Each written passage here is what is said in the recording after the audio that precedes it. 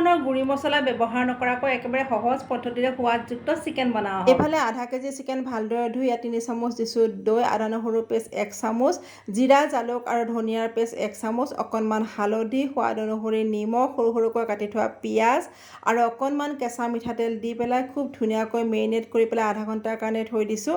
একেবাৰে সহজ পদ্ধতিৰে বনাবলৈ গৈ আছোঁ। আপোনালোকে হয়তো সকলোৱে বনাই। গেছৰ ওপৰত কেৰাহী এখন পাতি দিছোঁ, তাত তেল দিছোঁ। তেল গৰম হোৱাৰ পাছত গোটা লং, ইলাচি, ডালচেনি দি মেৰিনেট কৰি থোৱা মাংসখিনি দি অকণমান সময় লৰাই দিছোঁ।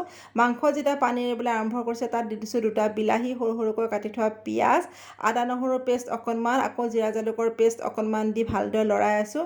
এতিয়া ইয়াতে দি দিছোঁ 2টা কেপচিকাম আৰু একেবাৰে পানীখিনি শুকোৱালৈকে ভাজি থাকিম। মাংসৰ পৰা ওলোৱা পানীখিনি একেবাৰে শুকাই যোৱাৰ পাছত ইয়াতে দি দিছোঁ অকণমান গৰম পানী আৰু এয়া হৈ গ'ল। কিমান সহজতে দেখিছেনে চিকেন। আজি দুপৰীয়াৰ সাজত আছিলে পোলাও, চিকেন আৰু পনীৰ। ভিডিঅ'টো চাই কেনেকুৱা পালে কমেণ্ট কৰি জনাব। আজিলৈ আহোঁ, বাই বাই।